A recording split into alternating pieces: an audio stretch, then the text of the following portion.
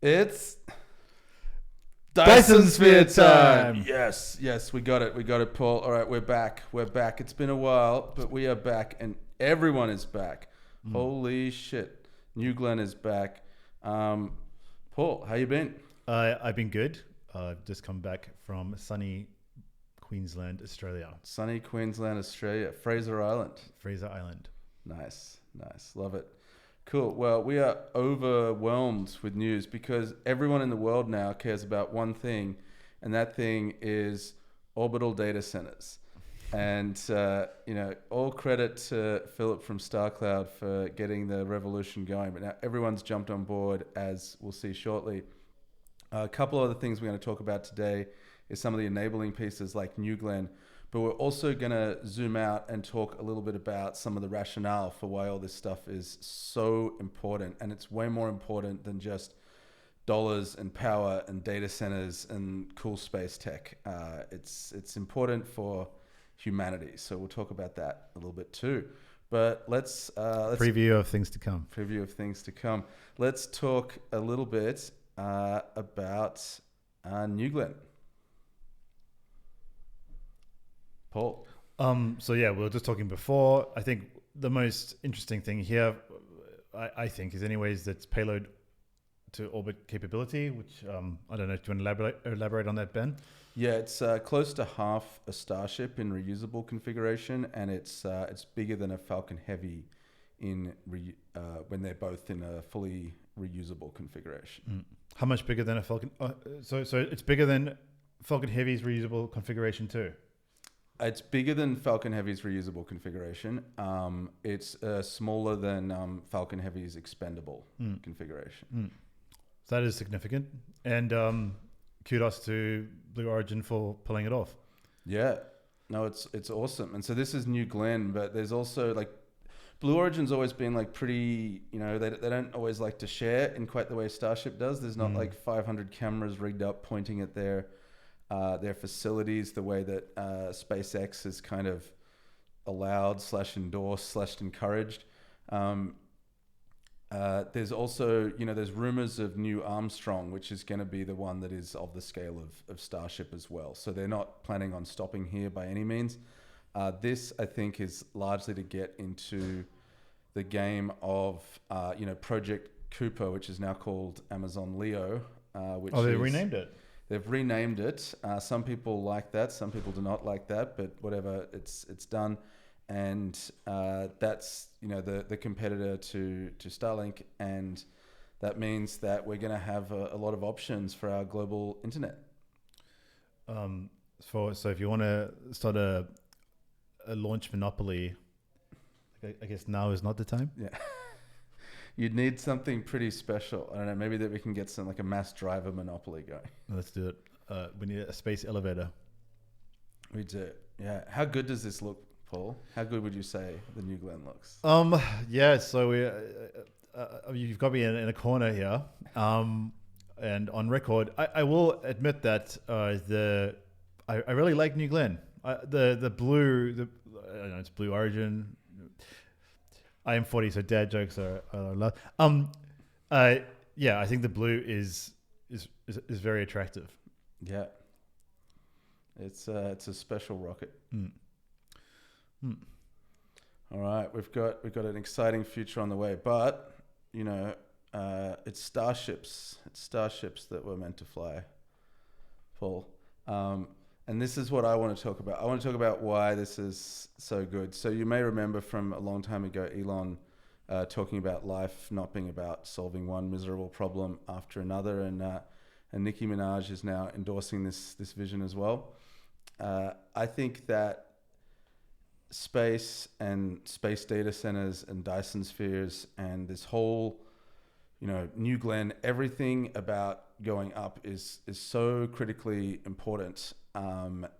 Because life cannot just be about solving one miserable problem after another, but its life has not been about solving one miserable problem after another. And the momentum that we have as a species has been about conquest of new land, new resources, new opportunities. And this, we talk about the decline in birth rates and everything. And I think that, you know, there's many people say, oh, it's housing prices, it's this, it's that, it's culture, it's something else. I think it is just the lack of idea that there is so much more for us to go and get than what we have right now. And so there is a reason to have, you know, children who are going to go on the next mission to go and capture more things. And we see, you know, there's a lot of cultures around the world who still are having many children, and those are cultures where they're saying, look at all this stuff in the West, we can go and access that. There's so much more opportunity for our bloodline, our family, by going and accessing that. Whereas people in the West, like, we're kind of done. We've made all the good stuff, we've got all the good stuff. There is nowhere else for us to go. So then we've finished the game, right? And when you go and play a game and you're building all, you know, some resource game, you're playing Civilization, right? And you're going and building all this, and we're going to expand, and we're going to get all the science, and we're going to take over all this territory, and then you win, and you're like, well, you know, do you want to keep playing? And you're like, well, not really. Like, there's no more content. Yeah. I think having a frontier is incredibly important. I think we've lost, for a while we lost it, and we are lucky enough to be living in a time where it's been opened up again. Yeah. And so this is sort of currently the in vogue statement about what the problem is, right? There's not enough affordable housing. But like, if you want a house, you can go and make a house in the, you know, middle of nowhere, and it's very cheap, right? But people don't want to do that, because right now the objective is luxury, right? Like, that is the objective. The objective is to go and experience as many holidays as you can, and have the nicest looking house you can with the biggest pool, and be around the nightclubs and all the rest of it. And that's extraordinarily expensive to do. But having a small house in a rural area is not very expensive to do. It's just not very attractive, because what's the point? Like, what do I achieve for my life and my family by going and doing that? And I think that's where space is going to really transform that equation for people, because when you have the opportunity to go and build resources in space, colonize, like not just capture and mine an asteroid, but colonize it, like make it the place where your family, your bloodline is going to go and make that your asteroid, like that piece of the moon, that piece of Mars, that piece of one of Mars's moons, right? Like that, you know, one of Jupiter's moons. Like, there's so much more to go and capture, like this piece of an O'Neill cylinder, right? Like, we can go out and we can capture this, and we can make this ours. And that's been so, like, that's been science fiction, right? Like, you know, being in, you know, Britain, like, you know, 400 years ago, and building a boat and saying, yeah, I'm going to go and take on some part. That's not science fiction, right? That was, you could go and do that. Everyone was going and doing it, right? But now it's like, all right, well, you've got to be a centi-billionaire to go and access this stuff in space. Well, pretty soon you're going to need to be a billionaire to go and access this stuff in space. And then, you know, you're going to need to be a centi-millionaire, and then, you know, a decamillionaire, and then a millionaire, and then you're going to be like another person on one of these space missions going and doing this stuff. And, you know, whether or not it's yours, it's going to be part of yours. It's going to feel like something that everyone can go and grab a piece of, like, you know, go west in the States, you know, 150 years ago, right? You go and you get your wagon together, and you run out to go and get some land, because you can go and make a better future than you could. And yeah, it was hard. It was really hard, right? Like, I was watching the, I think like 1883, is it the TV series? Something like that. There's 1883, and then there's also the Gilded Age. And what really struck me was, like, they're actually set at exactly the same time, right? That's what really struck me, because you've got this, you know, incredibly, like, you know, high society where the biggest concerns were who gets invited to the dinner party, and if they've, you know the right families and everything. And that's kind of like where we are in the West now in many ways, right? And that's happening in New York. And then at the exact same time, there's like people who don't know where the next meal's coming from, and, you know, they're like, you know, immigrants, and they can't speak English, and they're dying of dysentery or whatever, and they're on these and there's cowboys and there's bandits, and they're on these wagons, like, heading out to California. But it's set at exactly the same time. And, you know, if you weren't told that, you'd say, oh, look, this is set 200 years apart or something, because there's these people in this, like, you know, incredible society where they're worried about railroads and, like, who owns them and who's coming to dinner parties, and you got these people who are, like, you know, figuring out, like, whose fingers they're going to eat for dinner, right? And that's because there was something to go and get. Like, why would anyone go through that? Because there was this hope that there was something awesome on the other end.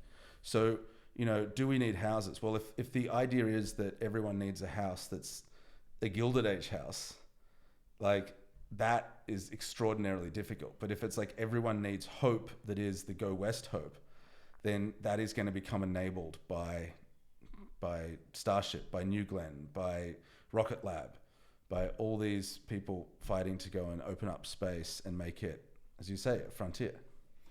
Yeah, and just to add to that, I think we on Earth have sort of gone into a stasis, and it'd be great to go into space and start potentially new nations and try new things.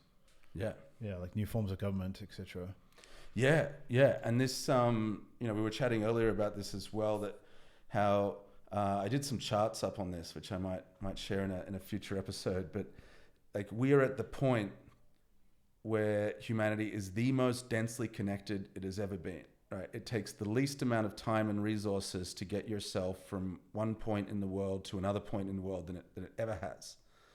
And it takes the smallest amount of time and resources to contact somebody that is somewhere else in the world.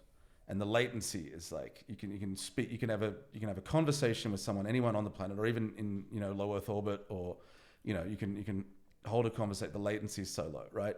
You can physically get anywhere on the planet for, $1,000, like $2,000, right? And you can get there within 24 hours or something, right?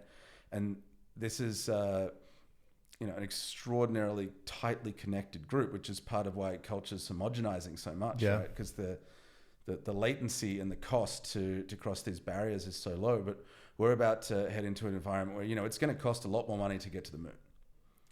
And there's a bit of a delay. There's a 4-second delay. So maybe you're not necessarily always going to want to have a phone conversation with someone on the moon. And then you get to Mars, and now you're looking at, up to, 4 to 8 minutes delay, depending on where it is in the orbit. And it's obviously going to take a year to get there, and it's going to cost, a lot to get there. So now the likelihood that a society there kind of develops its own norms that are quite distinct increases. And then as we, head out to the other moons and planets, and then further afield. So we are the most connected we've ever been, but also, maybe we've got like another 10 or 20 years of it, like the most connected we ever will be, unless there's some extraordinary new physics that violates, the speed of light. So this is the defining moment, such as it is. This is the seed of humanity, like what we have right now to work with, the good and the bad. This is the seed, and then we go forth and chart some new paths. All right, so Nikki, we've got you. All right. We're going to solve housing by making it feel incredibly motivating to live somewhere that isn't the Gilded Age. And to date, if you're in the West, it only really feels motivating to live in the Gilded Age. All right, so let's talk about power. I love this one. I don't know how many people have seen this. So the US grid is 400 gigawatts, right? And we're struggling to make power. And apparently one of the really hard things to do is to make turbines. Right, so we can go and mine all this, frack all this gas, right? However it gets extracted, right? From Australia and send it overseas. From Australia and send it overseas, from the US and burn it. But the problem is, so we've got chips. We have enough chips, we have enough gas, but we don't have enough ability to turn the gas into something that can make chips. And I think I've got one of the, where is it? Mark Andreessen, somewhere. Mark's been given a bit of a tough, there we go. We need to make more electrons. Yeah. 6th of November. We need to make more electrons. Well, let's, should have brought him up here in the queue. Let's go and make more electrons, right? So they reckon in a boneyard, right, they've got the capacity, and there's companies actually doing this, converting these old engines into power plants. So maybe this power problem is actually a bit easier to solve in the short term than we thought. What happens if you have a near peer adversary cause trouble? Well, probably your oldest planes are not the best solution to that problem. Yeah. We could start with the oldest ones. We need some more pilots from like. I don't think we need 300 gigawatts either. Have you ever seen Independence Day when I think like 50 to 100 is currently like 1/3 of it. 1/3 of it. You okay with 1/3, Paul?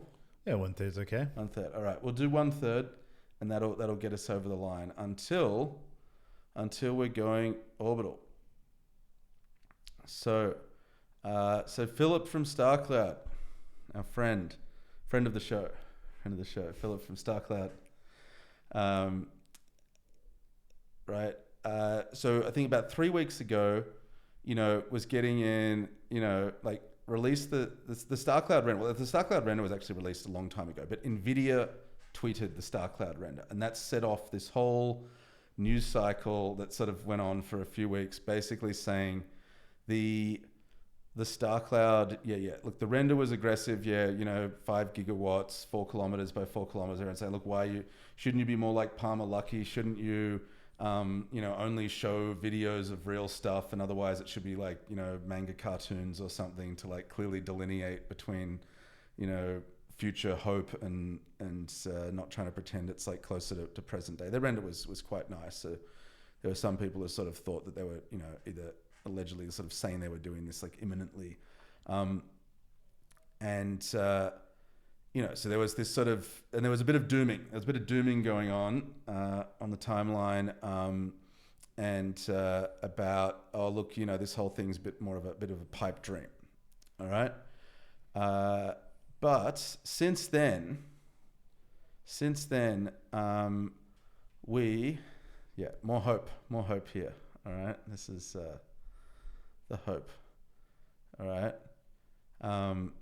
So is this Casey from Terraform? Yeah, Casey from Terraform saying, look, is it sensible to go and put an H100 on a satellite? Elon's saying, look, let's it does make sense. Like, let's go Kardashev 2. I love this line. It's not highlighting on the screen. You can read it. Think in terms of Kardashev 2, and the path becomes obvious. We need less keeping up with the Kardashians and more keeping up with Kardashev. That is it. And we're there, right? Because Nikki's on board, right? So Nikki now wants to keep up with the Kardashevs. All right, it's going to happen. And so then, of course, Philip launched the H100. Is it bad that I don't really know who Nicki Minaj is? Yeah, it's Paul. We're going to talk about this later, Paul. Okay, let's continue. This is the collab I've been waiting for. Come on, starships were meant to fly. Right. Starships were meant to fly. Got it. Right, like, come on, let's go. Like, the fact that that's not the sound, she should be doing a live performance at every Starship launch. Anyway, all right. So the H100 is out. There's been subsequent confirmations that it seems to be working correctly. All systems are go. We have an H100 in space, relative to known compute in space, 100 times more powerful than anything that's been up there. This is the start. So this is a Falcon launch? This was Falcon launch bandwagon. So this was a ride share. So there were other modules that were plugged in there that have already been sent off. So it's an H100 in that little nano satellite. Yes. Yes, correct. Yeah, there's an H100 in there. Yeah. All right. Now there's Beth Jesus has said he's really into these thermodynamic computers, and Elon's like, what is up with these thermocomputers? I haven't heard about anything since, but maybe there's something there. I don't know if it makes sense to do this. I'm not entirely sure what a thermocomputer is. I think the idea is that you're kind of, it's sort of like it's closer to computronium than what we're doing right now. I think is the basic idea that like it's thermal energy that's driving it rather than electrical energy, and it's kind of just it's the natural reactions of that heat energy moving through the constructed components to do computation. And this will be more efficient than continuing down the silicon pathway with the electrons. All right, so now we've come out with some big numbers. All right, so, and this is this is like my favorite Elon tweet ever, I think, because it's this is really the point of Dyson Sphere time, right? It's that, yeah, Starship could deliver 100 gigawatts a year to high Earth orbit within 4 to 5 years if we can solve other parts of the equation. But let's bump it up, 3 orders of magnitude. 100 terawatts a year is possible from a lunar base producing solar-powered AI satellites locally and accelerating them to escape velocity with a mass driver. All right, mass drivers. This is what I've been... When the 2nd of November? Yeah. So... That's cool. Yeah. It's like leapfrogging. Yeah, Starship is bootstrapping the Dyson Sphere. It's not the method It's of not going to deliver it. creating the Dyson Sphere. Don't do it on right? Earth. Yeah. So I think I'm very inspired by this, and like this is where you start to realize, hey, look, yeah, if I was involved in being on a moon base, if I was involved in creating the resources for this to happen, if I was involved in, Starship might be needed to get my initial mining infrastructure to the moon, and Starship might be needed to set up that moon base. But now I'm there and I can start fabricating things. And I think we did some analysis on the, we can make solid rocket boosters out of stuff on the moon. Like the moon is not perfect. It doesn't have the resource diversity that Earth does, but it does have a lot of stuff that's quite accessible. And, with different constraints come different outcomes. And, we think it's really sensible to make, the Methalox rockets because we can make them on Earth and we could produce that fuel from Mars, right? So you can get your return fuel, but you can't make that on the moon, or at least not, extraordinarily difficult, very hard to get hydrogen on the moon. So, what are you going to make there, right? Maybe it's going to be some aluminium oxide based propellants. How are you going to power this mass driver? Well, with solar panels, and are you going to make all those solar panels on Earth and ship them up with a Starship, or are you going to start producing them on the moon? And then when you go and make your satellites, well, yeah, you're going to be making, the chips, or at least some components, the packaging on the moon. You're going to make the solar panels on the moon, and you're going to shoot them up with mass drivers or with aluminium oxide SRBs, or maybe a bit of both. Maybe you shoot them up with a mass driver and then you figure out some way to fine tune the, sort of firework era technology of the SRBs, and you make them a little bit more, you figure out a way to use aluminium oxide in a more fine-tuned way. It sounds a lot like a von Neumann probe, von Neumann probing it. I know that is one of your favorite things to consider, Paul. Tell me about your love of von Neumann probes. Well, I think it's a great idea to, instead of sending all the gear, you make it when you get there. Yeah. You send one ship that can seed the entire thing, or a series of ships, but you don't have to send everything. And most of the pieces are in play to do this. So you got Optimus, or highly advanced robotics.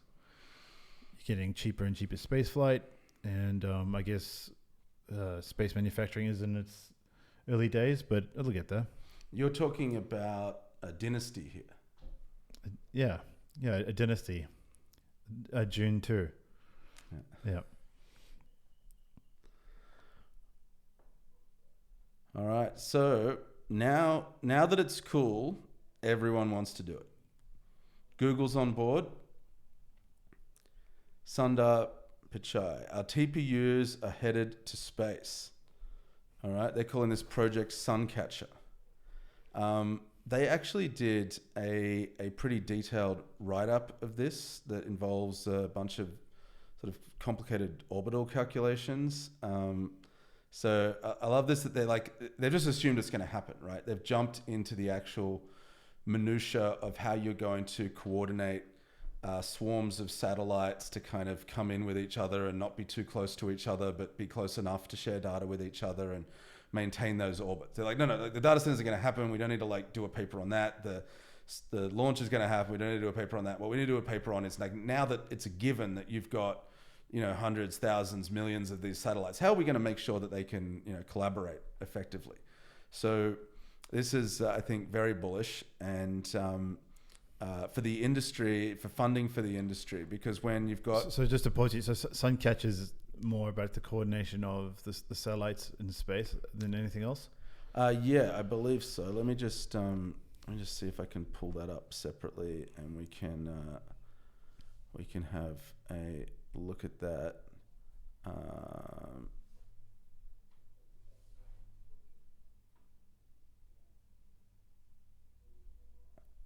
Okay, let's hope that this works. You got it? Yeah. All right, so they've got this paper here. System design, achieving data center scale inter-satellite links, controlling large, tightly clustered satellite formations. I mean, like, this is something you do when you're, you don't need to do this if you're worried about how to get the satellites there in the first place, right? Sure.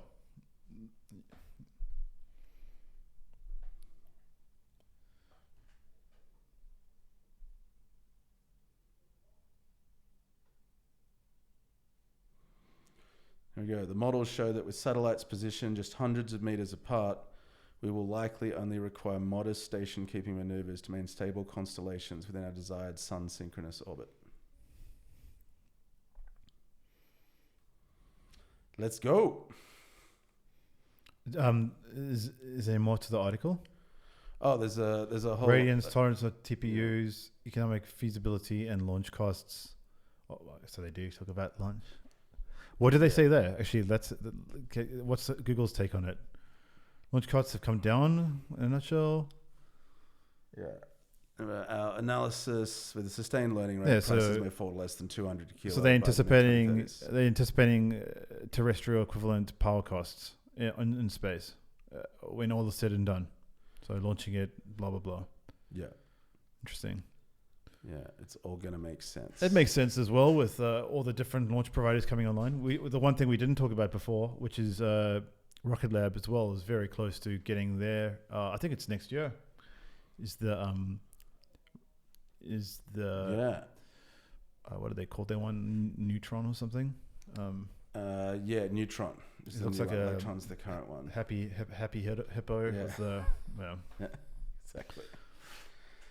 Cool. Yeah. So, Rocket Lab did not get enough recognition for this particular rocket having a bunch of Rocket Lab gear in the top end of it. Yeah. So they're still a player, and we need more players. Just to elaborate on that, so the payload, which is not shown in that image on the top of the rocket, the payload is designed and built by Rocket Lab. So the piece that's going to Mars is Rocket Lab. Yeah. Which again, I'll stress that Blue Origin didn't mention at all in their live broadcast to the world. So much space politics. It's a jungle out there. All right. So this is the power that we're talking about. I've actually seen bigger numbers than this, but yeah, it's a lot. But if we go back to our turbines, right?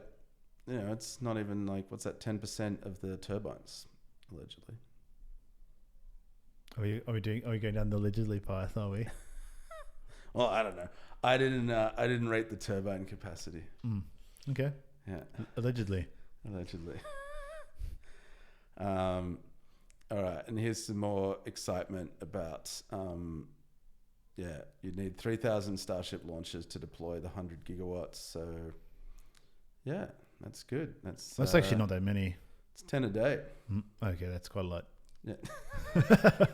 Well, he said 100 gigawatts. Well, a year, right? I mean, if you do it over 1 year, you launch it. I mean, how long has it taken them to launch the current version of Starlink? When was the first Starlink launches? Like 2018 or something? Yeah, and so they've got like 2 launches a week now of Falcon 9, and so you want to get that to 100 and to 70 a week. So you want a 30x launch in. Obviously, there's more payload in a Starship, but you want to increase your launch frequency 30x. That sounds pretty doable, and you're doing it with a vehicle that you've designed specifically to be rapidly reusable instead of just like, I think the record for Falcon 9 is about 2 weeks, right? So depending on how quickly you could rotate those, obviously if you've got a 2-week refurbishment time, you're going to need 140 rockets, which, you know, is within the realm of capability, but maybe they're actually got a much shorter cycle time than Falcon 9. That's certainly what they're aiming towards, and they're aiming towards the not needing as many of the boosters, right? Because it's a 2-week cycle time for the Falcon 9 booster and a forget about it cycle time for the top piece, right? And so we're saying, look, we need, you know, they're doing about, you know, you could launch maybe a Starship, they reckon, about 3 times a day, because it takes time to get up and back, whereas the booster could maybe launch, you know, 6 times a day or something, because it's coming back a lot sooner. So you need less boosters, more Starships, which is, I think, what they're doing anyways. They're building more Starships, Correct. Plus the Starships, some of them are not coming back as well, right? They're going off to, you know, the moon or Mars or wherever. Or at least they're not coming back for a very long time. In the case of the moon one, probably not at all, right? It's just going to keep sort of like landing on the moon and coming back up, but not actually come back to Earth. It could be that the variant of Starship that can come back to Earth because of the heat shield is actually, maybe it's not super reusable. Maybe it's all the other ones. Maybe it's the ones that are going to Mars and coming back, and the ones that are going to the moon and coming back, and the ones that are doing asteroid mining and provisioning these orbital data centers. Maybe they're the ones that are actually doing a lot of reusability, and that maybe the heat shield and the fact that it might take some time to kind of, you know, scrub the old one off and apply a new one and all the rest of it, maybe it's going to be less of an issue than we sort of first thought, because, you know, there's just how much of it really needs to come back to Earth.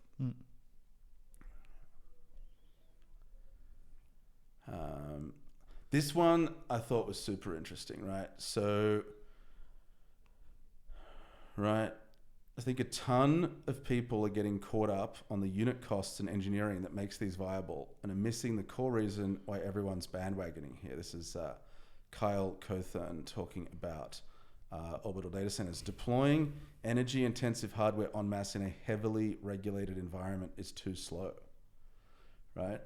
So, you know, I was really excited, first of all, about the energy cost, but, you know, we can probably, if we had the will, just access the energy, you know, cheaply enough. On Earth, on Earth. But, you know, and like, obviously, you know, once you get to, you know, orders of magnitude more than we're consuming now, and like, even if we go to 100 gigawatts of data centers by 2030, that's still a fifth of what US uses in energy, right? Like, it's a quarter. Like, it's just not like, you don't need to invent a whole new technology to do that, right? It's totally viable to do that on Earth.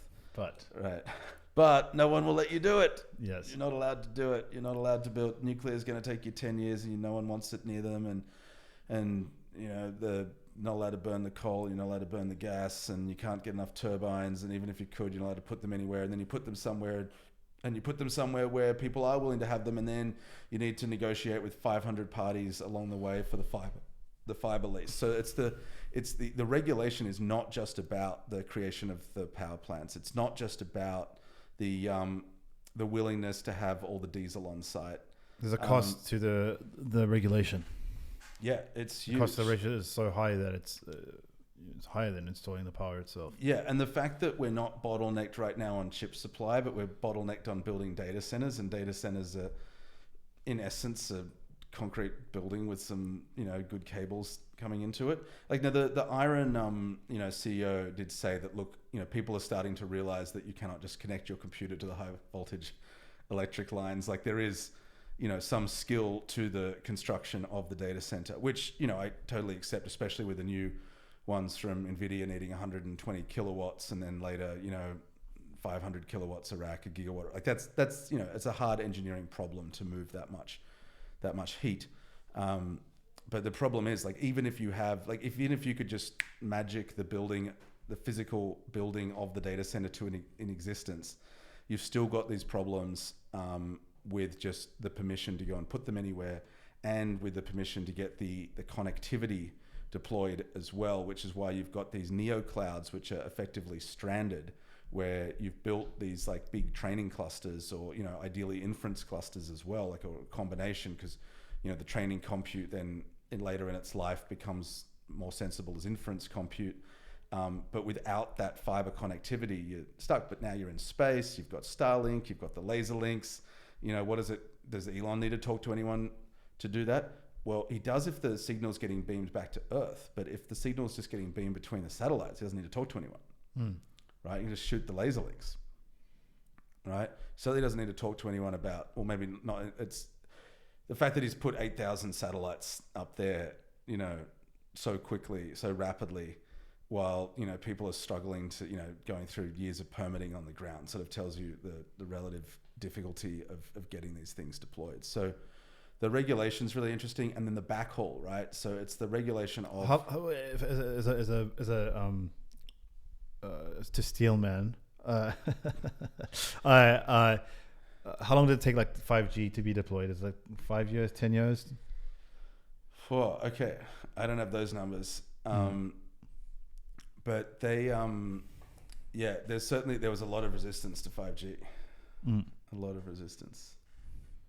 Yeah, we've got Paul on the tools, looking up the 5G deployment timeline, and the other thing, like you know, you're not competing, right? So.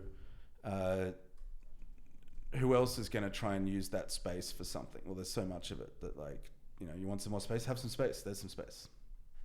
Have some more space. It's saying it's the research and standardization was in 2012 to 2018.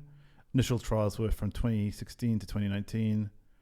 So, yeah, from 2019, it looks like, so 6 years to deploy 5G.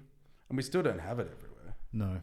Yeah, that's fair. It's in the cities. Have you tried using you know, a phone in San Francisco? Not in a while. It's a miserable experience. Not in a year. Right, like, you know, for those of you who don't, you know, haven't spent time in Australia and in the US and experienced the cellular connectivity in both places, Australia has vastly superior cellular speeds at much more competitive pricing than the US. And some of the worst cellular speeds are in Silicon Valley, in the US. It's shockingly and, you know, it's incredibly bad. Despite having a very similar population density to Greater Sydney. So coming back to permitting, it took 6-ish years to get 5G in cities. And then it's taken roughly the same amount of time to launch Starlink. Yeah, but you could argue that Starlink is a much more ambitious project, to be fair. It's vastly more ambitious, and it covers the entire world. Yeah, exactly. And space connectivity as well. Yeah. Yeah. LEO space. It covers, yeah. Yeah. We're going to have some name collision there, Paul. I know. Jeff. Here's another one of my favorite ones. All right. So titanium. All right. So we're going to just veer away a little bit from data centers for a moment. We'll probably get back there. Titanium. There's been a bunch of posts on the timeline about how good titanium is, right? Strong as steel, but lower weight. It's corrosion resistant. We use it for, you know, it's an extremely biocompatible material to the point where some of your bones could be replaced with titanium bone. So they use it in surgery for, you know, hip replacements and things. So this is object 0 on X. Now, the reason we don't have a lot more titanium is the economics. Titanium ore is about 1/5 the cost of aluminium ore, but titanium requires even more energy than aluminium or aluminum for our American friends to process. All right. So people talk about aluminium as being solid energy, right? Like, because the primary input cost is electricity, so it's energy in a solid form. I don't know if you can extract that energy. I don't know if it's really a battery, but in any case, energy is a big input cost. Now, for the data centers, putting the solar panels in space, sure, it's like now, you know, cheaper, you know, given a decent launch cost to power those data centers. But for energy intensive applications, right? So if we think, you know, artificial diamonds or, I guess, you know, processing, you know, creating aluminium ingots from ore, creating titanium ingots from ore. This is where the, you know, always on ultra cheap solar in space could really start to show some interesting things. And I'm just going to take a little deviation to another website that I found the other day. I don't know if you've seen this one, Paul. but I think this will tickle your von Neumann bones, your von Neumann probes. So this is Asterank, and this is a list of all the asteroids that might be worth... Von Neumann probe. Is that what I said? Probes. Probes. Oh, that's... Oh, sorry, yes. Singular, because it's the perfect seed. We're not in the culture universe yet. So this is what we can go and get, right? And let's go and get some titanium ore from some asteroids, and let's go and use Astroforge. Let's process it. Sorry, slow down on David Harvey. What's 6.14 trillion? What is the trillion? So this is the estimated profit. Where is that? That really big one. That's. Can you do like a sort by?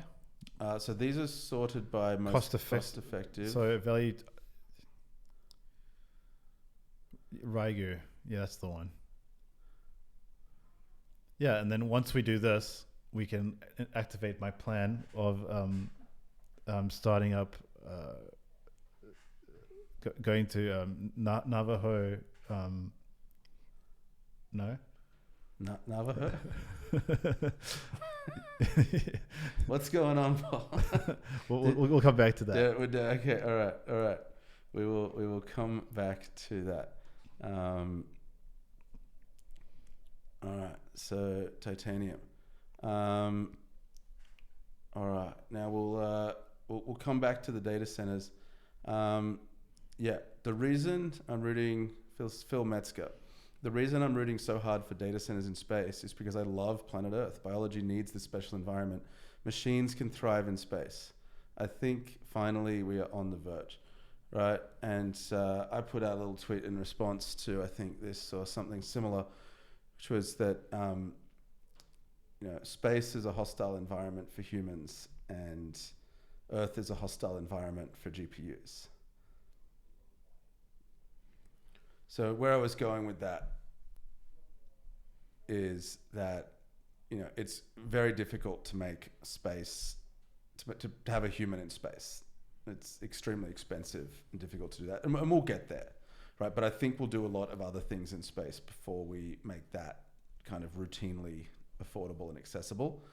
At the same time, yes, obviously you can physically have a GPU in space, but if you want to have more of them, you've got a lot of regulation you've got to fight against, and you've got to fight against all these power demands. And so it's actually going to be easier to deploy GPUs in space than it is on Earth, and it's going to be easier to deploy people on Earth than it is in space for probably the next 10, maybe 20 years. And then eventually we'll hit to a point where it's still definitely a lot easier to deploy GPUs in space, but maybe, the special moment will be when it's easier to deploy people in space than it is to deploy people on Earth. Mm. But for now, I think, Earth is a place for people, plants, and animals, and space is a place for manufacturing and deployment. All right. I think... Yeah, okay. So this is Elon at the shareholder meeting. Earth actually receives a very, very tiny amount of the sun's energy. I mean, Earth is a tiny dust mote. Earth to scale with the sun, we look like a little crumb. So to scale civilization to be at all relevant on a Kardashev 2 scale, like to even use 0.01% of the sun's energy, you really have to have solar power in deep space. And so, the numbers on this, right? That is absolutely correct. It is Earth receives 2 billionth of the sun's energy, right? Hits planet Earth. And if you look at how much actually gets through once it sort of gets absorbed by the atmosphere and everything, it's 1/3 billionth of the sun's energy. So if you would like to use 0.01% of the sun's energy, and one alternative you were considering was carpeting the Earth with solar panels in totality, all right, and your goal was to get to 0.01% of the sun's energy, to just get to 0.01%, you would need to carpet the equivalent of about 3,000 Earths with solar panels. All right, so there's a lot of energy available, and obviously, carpeting such a special place as the Earth with solar panels when there's all that space available is neither sort of desirable, sensible, or we really don't need to do that. Like, we certainly need to put some. I think it makes sense to put some solar panels on Earth, but Earth should be a nature reserve. Yeah. And a lot of people don't understand is also the idea of the ecliptic plane. So you have all your planets in the same plane in space, but you have all the space that's outside the plane where you could put solar panels. Yeah. Like, it's not going to affect anyone. Yeah. By doing that. Absolutely. We won't even notice unless we just cast our eyes in that direction of the night sky. And even then, if you're arguing, it's going to affect the night sky, you can have cool telescopes in space to go and do your observatory out there. I thought this was an interesting one on the sort of geopolitical implications, right? So Jesse Pelton writes, China is winning the race to a Type 1 civilization. We're not even aware it's happening. So we have been talking a lot about Kardashev and Type 1 and Type 2. So for those of you who are not, huge Kardashev fans, you've still been keeping up with the Kardashians. We'll just keep up with the Kardashevs for a minute. So Kardashev Type 1 is getting all the energy of a single planet. Kardashev Type 2 is getting all the energy of a sun. So China is winning the race to all the energy of the Earth civilization, and we're not even aware it's happening. By 2030, China will have the manufacturing capacity to build an entire US worth of generation from solar and storage alone every single year. And Hans C. Nelson has said, Elon is very much aware, which is why he's spending so much time thinking about skipping straight to Type 2 projects. And remember, Type 2 gives us 2 billion times the energy, well, 3 billion, counting for atmosphere, like 3 billion times the energy available. So we could, you can worry about who's going to be a Kardashev 1 civilization, but if you're a Kardashev 2 Type 2 civilization, the Kardashev Type 1 crew are going to be a rounding error.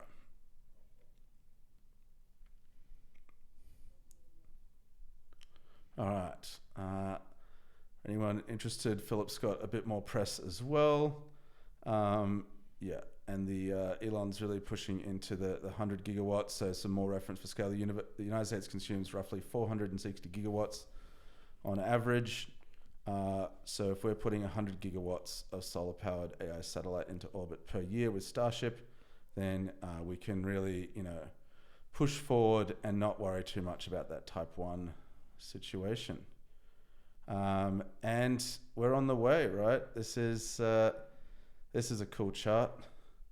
The total cumulative mass to orbit, LEO equivalent, in history, SpaceX has now overtaken on this beautiful exponential trajectory the entirety of everything the US has done outside of SpaceX. So SpaceX is now responsible for the most mass going to orbit. I'm sure the US is ahead of Russia or China there. So SpaceX is now responsible for the most mass in orbit. For anyone listening in, the chart looks like on your y-axis you have, I think, tons to orbit, and on your x-axis you have time, and there's a blue line of all the USA launch of tonnage into space, excluding SpaceX. Looks relatively linear, and then a separate red line is SpaceX, clearly exponential, has surpassed the entire mass to orbit of the United States government, essentially, with a few commercial providers in there. Yeah. Inspiring stuff, Paul. I'm glad we got back together to do this again. It is Dyson Sphere time. Everyone agrees now. We're not crazy. And you heard it here first, folks. Just remember that. Yes.